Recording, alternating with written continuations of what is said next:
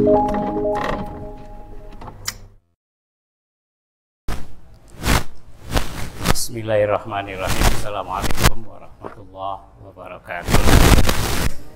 Mari kita awali kajian tafsir malam hari ini dengan bersama-sama membaca Ummul Kitab Al-Fatihah.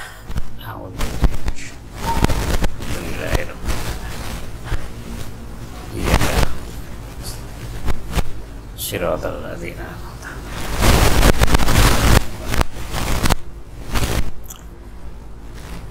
Kita kembali membuka surat Al-A'raf, surat ke-7. Sekarang kita sampai ke ayat 188.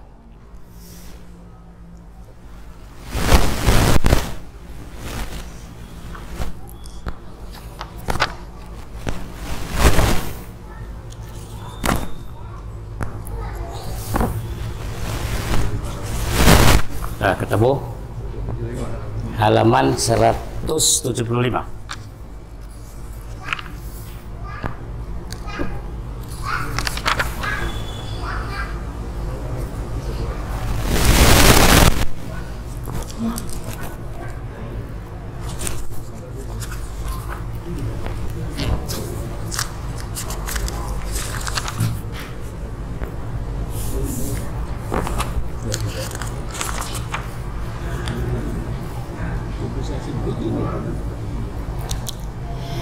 Ketemu ya?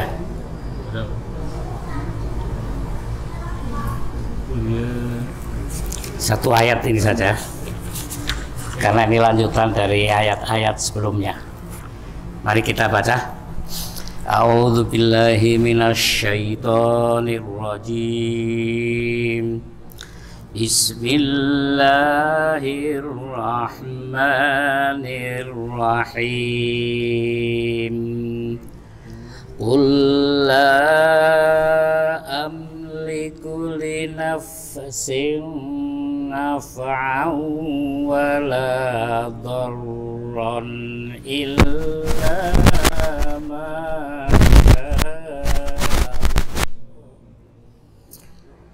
walau kuntu a'lamul ghaiba lastakthartu minal khair wa ma massani as-su'u in ana illa nadhirun wa basyirun liqaumin yu'minun. Shadaqallahul azim. Ya, langsung saja ya kita bahas. Ini lanjutan dari ayat-ayat terdahulu yang kita bahas sehubungan dengan pertanyaan orang-orang Quraisy, mata sa'ah, kapan terjadinya kiamat. Di ayat sebelumnya kita baca yas'alunaka 'anis sa'ati ayyana mursaha. Orang-orang bertanya kepadamu ya Muhammad tentang kiamat, as-sa'ah, ayyana mursaha, kapan bakal terjadi. Ketika ada yang bertanya seperti itu, beberapa jawaban, maklum yang bertanya bukan hanya satu orang, beberapa jawaban disampaikan oleh Rasulullah Sallallahu Alaihi Wasallam. Malaikat Jibril sendiri pernah bertanya, mata sa'ah, kapan terjadinya as-sa'ah, hari kiamat. Jawaban Rasulullah, laisa sa'il bi'a'lama minal mas'ul. yang ditanya tidak lebih tahu daripada yang bertanya. Kemudian di kesempatan lain ada yang bertanya, mata sa'ah, kapan sih ya Rasulullah kiamat itu? Rasulullah menjawab, bertanya kembali, mata a'datta, ma'a'datta, kalau kiamat terjadi, persiapan apa yang telah engkau lakukan? Maka jawaban, ada yang mengatakan hubbullah wa rasulihi. Tidak ada jawaban kecuali saya hanya mencintai Allah dan Rasulnya. Rasulullah SAW kemudian menjawab, anta ma'aman ahbabta, engkau kelak akan bersama dengan yang engkau cintai. Jadi kalau kita sekedar sesuai dengan hadis tersebut bersiap menghadapi hari kiamat itu dengan hanya hubbullah, cinta kepada Allah, wa rasulihi, dan cinta kepada Rasul, insya Allah kita akan bersama dengan yang kita cintai. Artinya di akhirat kelak kita akan mendapatkan kehidupan dan kebahagiaan di akhirat. Ada ayat terakhir dari surat Al-Kahfi, innalladzina amanu wa amilus solihati kanat lahum jannatul firdausi nuzula khalidina fiha, dan seterusnya.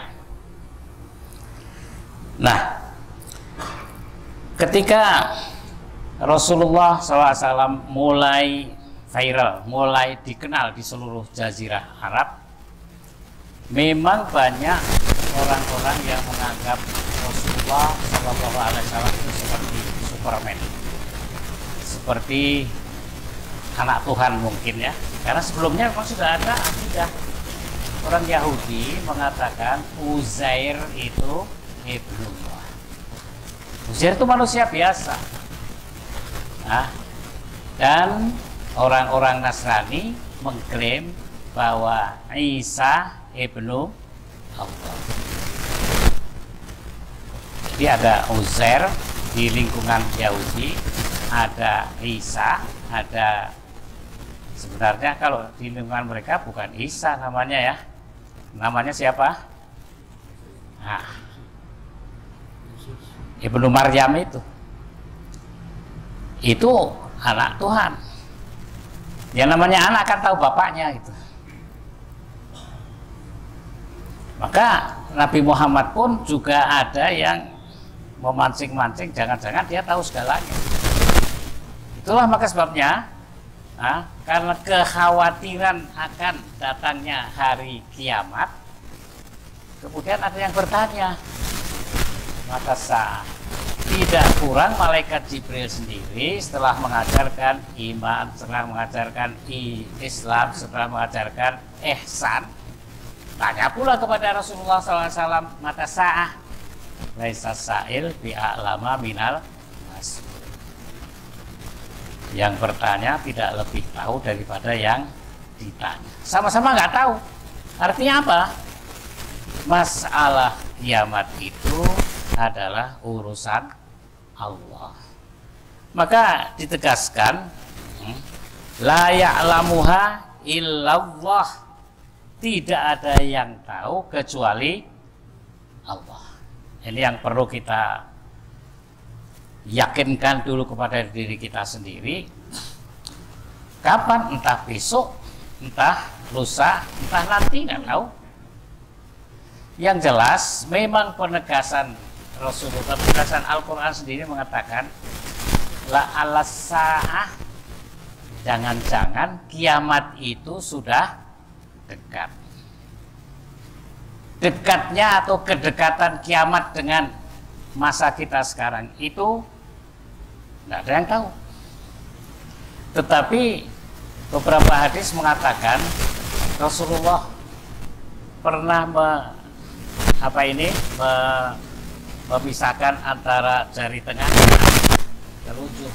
Nah, jadi kedatangan saya dengan kiamat itu sudah dekat. Ini kiamat. Nah, karena kiamat sudah dekat, maka keyakinan ini merebak ke semua orang-orang yang mengaku bahwa dia adalah muslim dan mukmin, termasuk beberapa orang yang tanya tadi. Tapi tetap saja tidak ada kejelasan dari Rasulullah Shallallahu Alaihi Wasallam. Hanya tanda-tandanya kemarin sudah kita sedikit ungkapkan. Menurut, ini juga masih menurut ya, menurut beberapa mu'arrikh, ahli tarikh, ahli sejarah Islam, tanda-tandanya itu pertama dengan runtuhnya Baitul Maqdis. Baitul Maqdis itu Masjidil Aqsa. Masjidil Aqsa itu selalu diperebutkan sejak dulu. Dan jatuhnya Istanbul, waktu itu namanya Konstantinopel. Ternyata Istanbul memang sudah jatuh ke tangan Turki. Turki waktu itu kekhalifahannya masih pakai khalifah ya. Khalifah Turki yang berhasil merebut Konstantinopel kemudian diganti namanya bukan Konstantin. Konstantin itu kan salah satu basis kekuasaan Romawi, tetapi disebutkan ya ada Islampol. Islam ya, Islampol itu adalah kota kita menyebutnya ya gampangan saja, bahkan seluruh dunia menjadi Istanbul. Tapi sekarang Istanbul ini menjadi tujuan wisata juga bagi orang-orang Islam. Cuma sekarang semuanya serba terbatas ya, serba terkendala. Karena apa? Mau keluar negeri susah, mau ke dalam negeri yang dari luar negeri juga susah. Karena virus COVID-19, Corona, yang sekarang ini benar-benar menakutkan sekali karena memang sudah masuk ke Indonesia, sudah masuk ke Jakarta. Di Sulianti Saroso, kan sudah ada di sana. Sudah berapa orang bawa alam bisawah? Yang jelas yang resmi 2 orang dari Depok. Kemudian tadi malam ada lagi 3 orang, yang satu dari Rumah Sakit Sinkarolus, yang satu dari Puskesmas Kebayoran Baru, yang satu lagi ada tukang kebunnya yang mau tidak mau kan berkomunikasi dengan yang terdampak. Bagi kita umat Islam ini benar-benar ya, wattaqu fitnatan la tusibannal ladzina zalamu minkum khassah wa'lamu annallaha syadidul iqab. Al-Baqarah 155.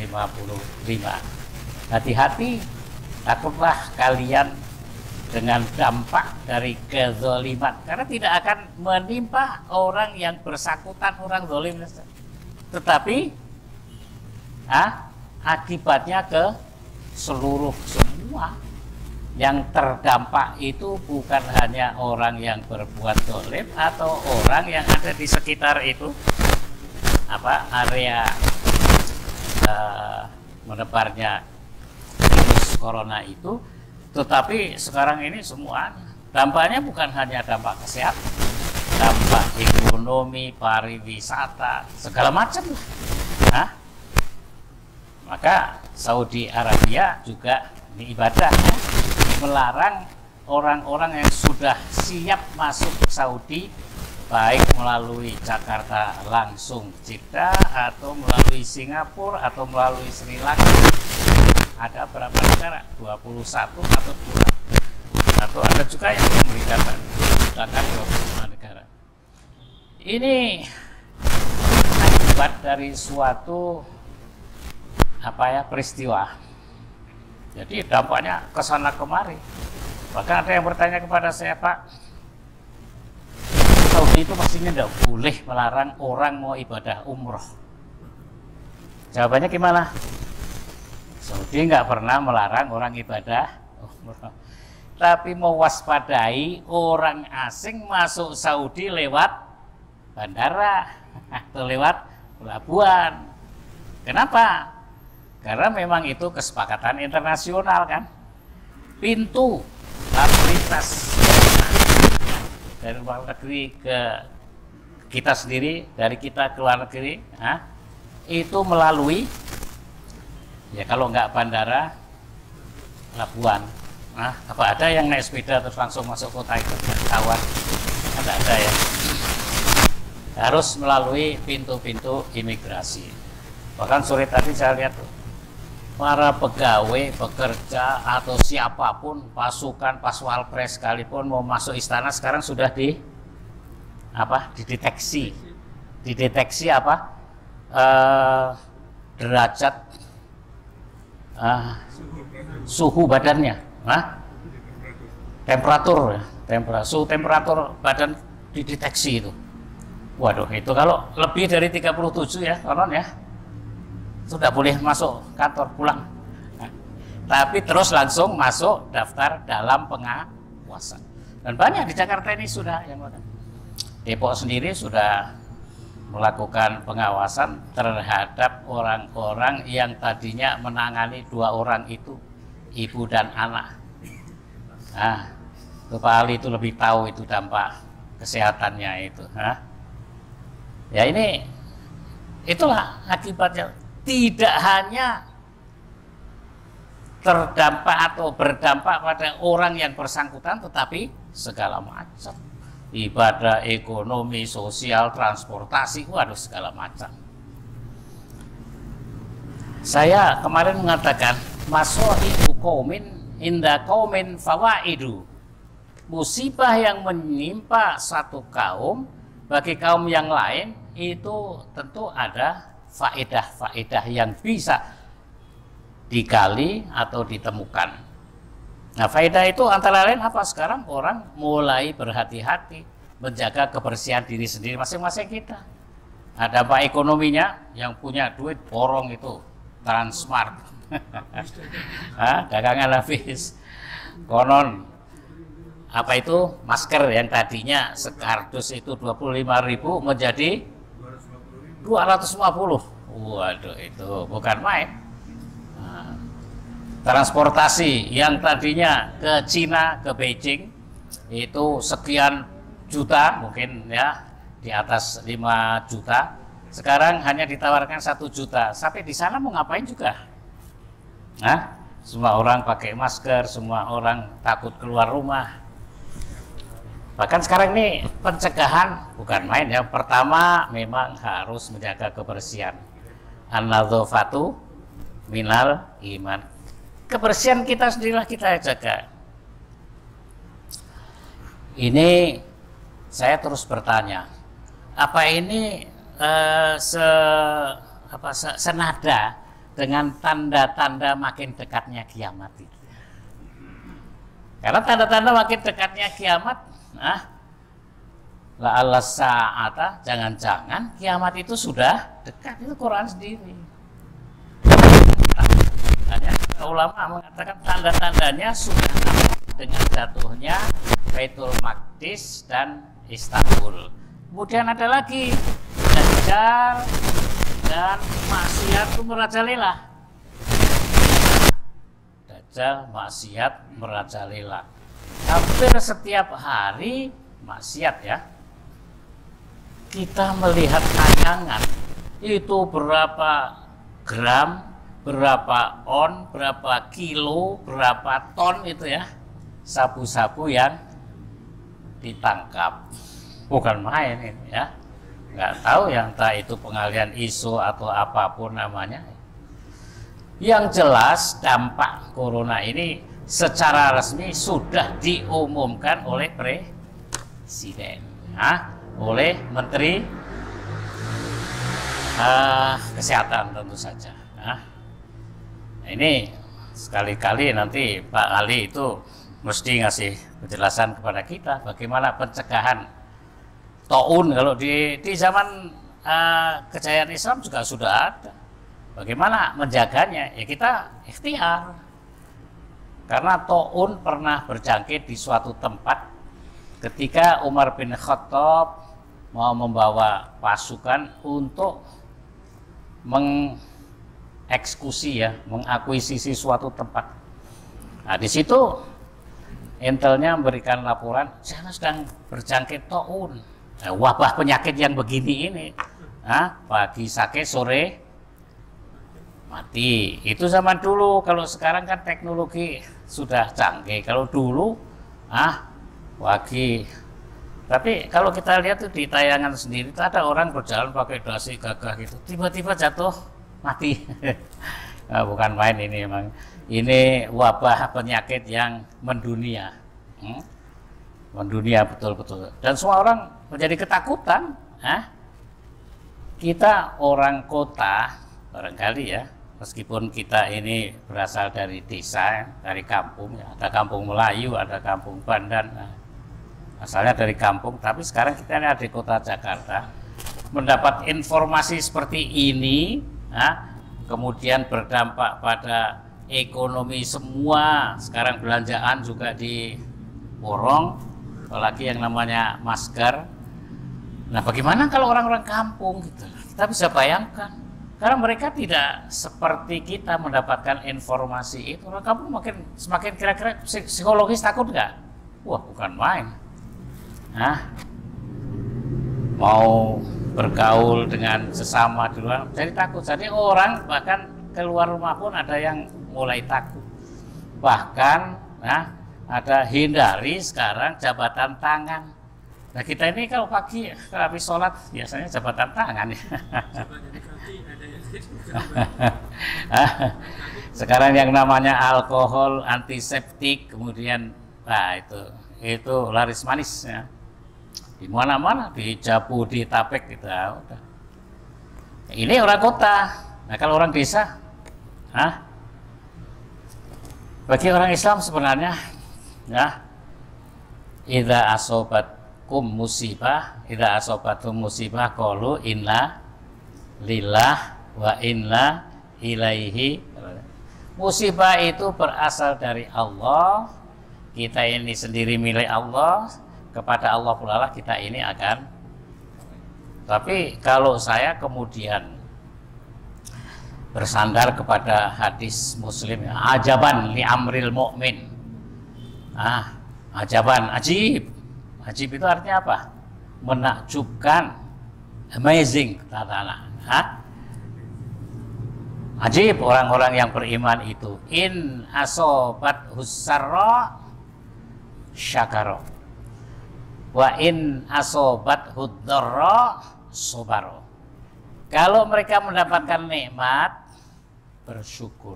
Kalau mendapatkan darra, musibah, bersabar. Walaisa dzalika illa lil mu'min. Tidak ada kondisi seperti itu, sikap mental seperti itu kecuali pada orang-orang mukmin.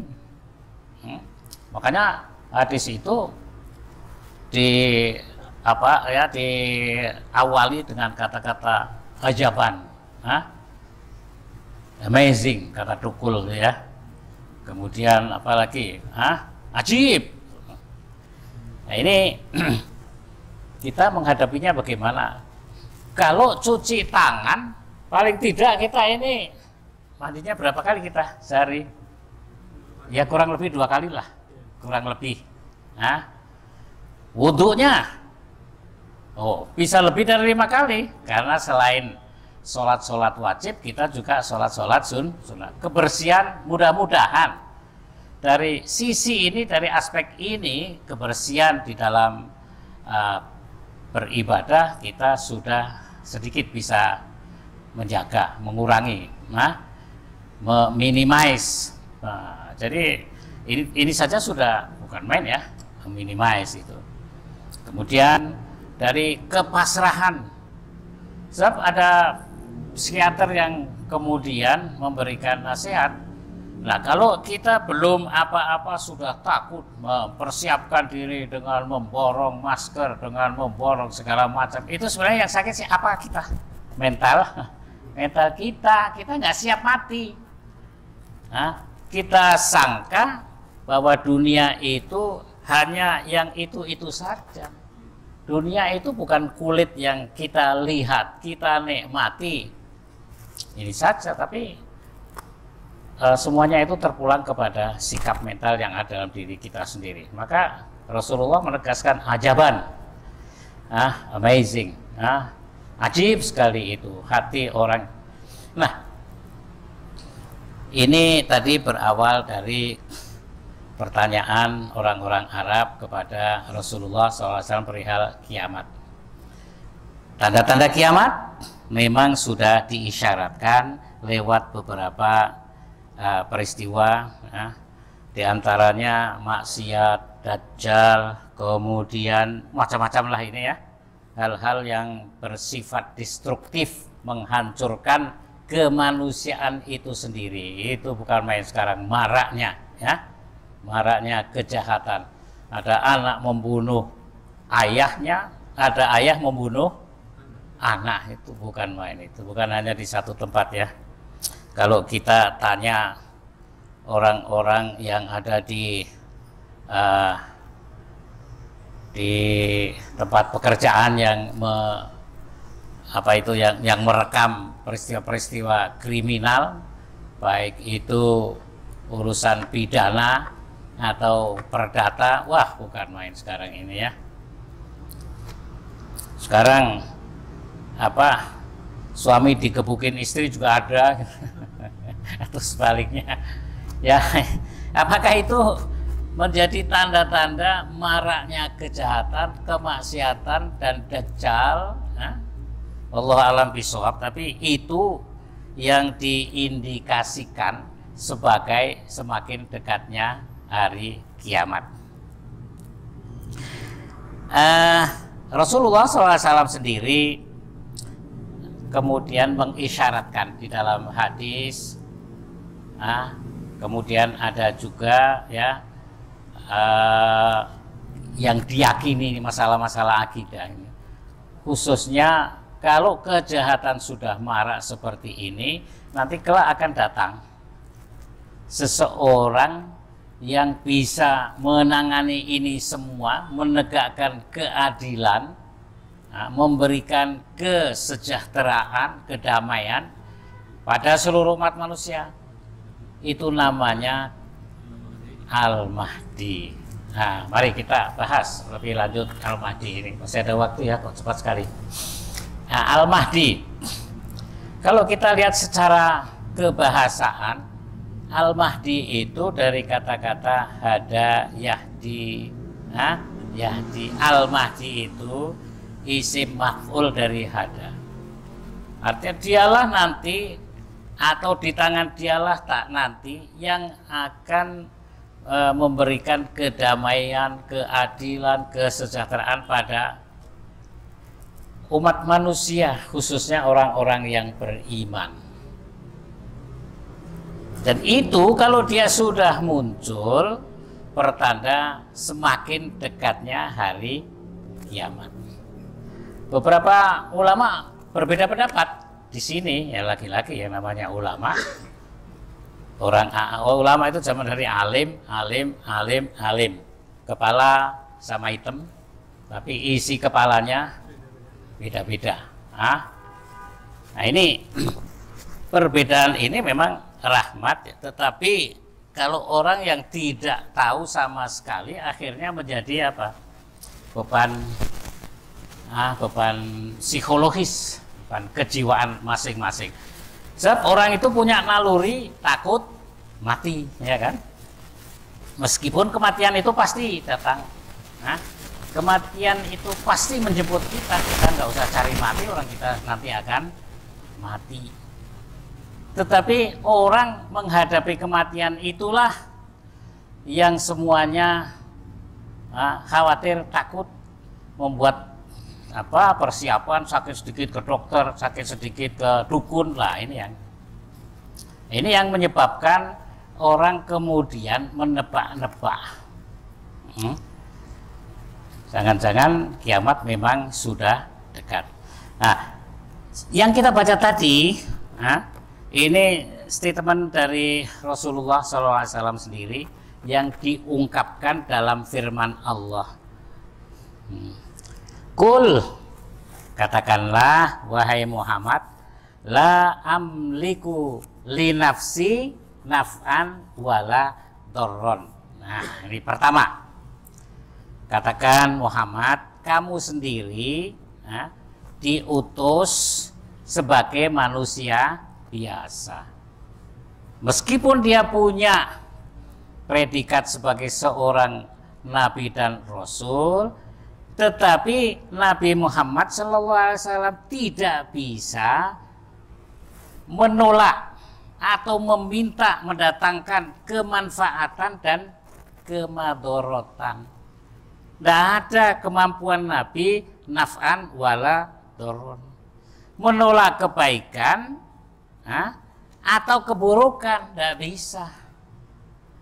Karena manusia itu sebenarnya ada orang yang mengatakan kita ini kan hanya ibarat wayang yang terserah kepada dalang yang menggerakkannya.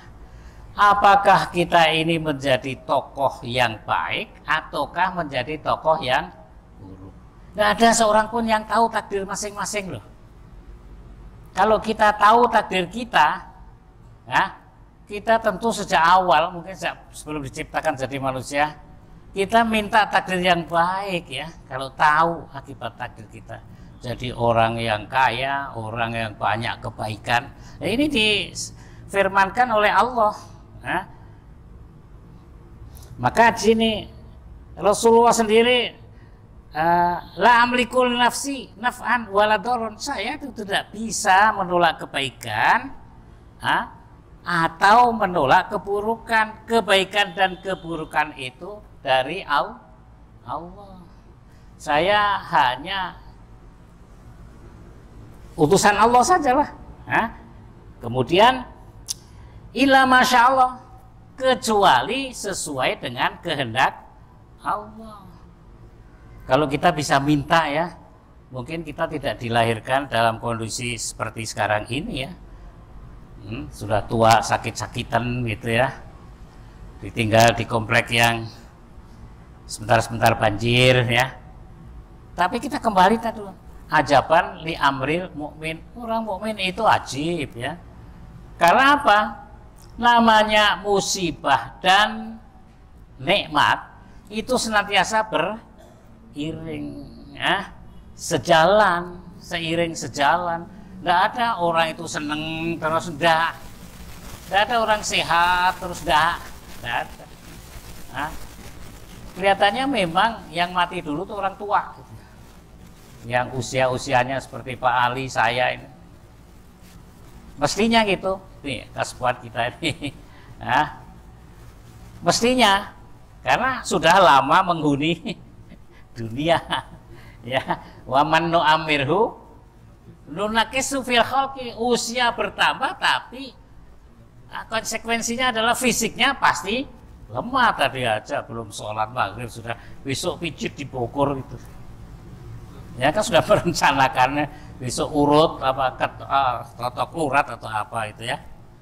Artinya kita memang ingin mempertahankan kesehatan itu ya, tapi ya Nabi sendiri nggak bisa. Tapi menjaga diri, menjaga kesehatan itu memang hukumnya wajib. Hifdzul nafsi, hifdzul sihah, hifdzul mal, itu menjadi kewajiban kita. Menjaga jiwa kita, menjaga harta, menjaga apalagi ya, menjaga agama kita. Wah, itu menjadi sesuatu yang tidak boleh tidak. Semuanya itu karena kehendak Allah. Memang Allah menjanjikan ud'uni astajib lakum. Berdoalah kepadaku, aku akan astajib ijabah. Tapi apakah kita berdoa terus Allah mengijabah begitu saja? Ada sunnatullah. Sunnatullah itu rangkaian hukum sebab akibat. Nah, kalau kita orang yang nggak pernah punya bisnis triliunan, miliaran, tiba-tiba pengen kaya, pengen ini, apa bisa? Meskipun kita doa sehari semalam atau setahun di masjid, ya nggak bisa. Nggak bisa. Jadi zikir itu memang harus dipadu dengan fikir. Nggak bisa instan, itu nggak bisa. Bertentangan dengan sunnatullah. Nah, ini jawab Muhammad. Nah, semuanya itu kehendak Allah. Kemudian Rasulullah SAW sendiri seperti diungkapkan di dalam ayat ini, walau kuntu a'lamul ghaiba, seandainya aku tahu hal-hal yang gaib, seandainya Rasulullah SAW tahu apa yang bakal terjadi, apa yang gaib, malaikat pun tidak tahu,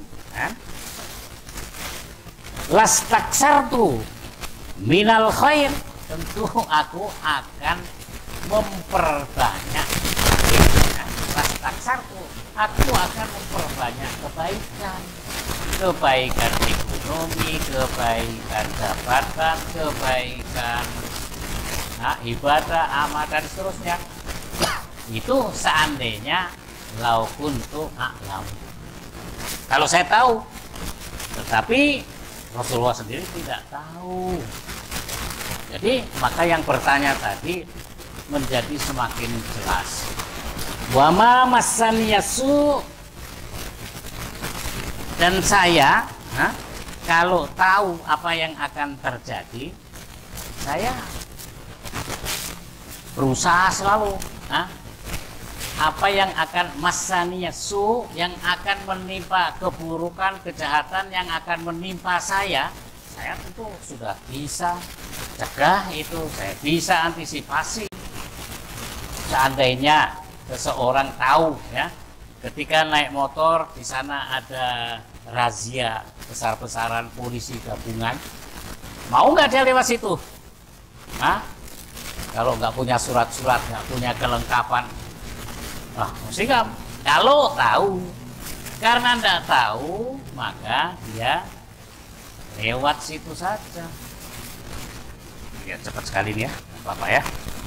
In ana illa nadhir wa basyir liqaumi yu'minun.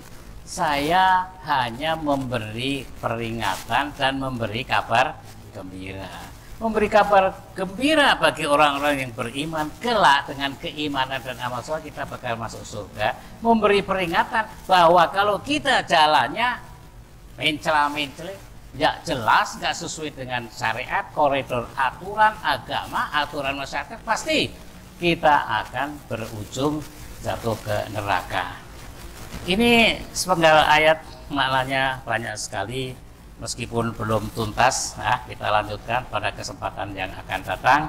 Subhanakallahumma rabbana wa bihamdika asyhadu an la ilaha illa anta astaghfiruka wa atubu ilaik. Assalamualaikum warahmatullahi wabarakatuh.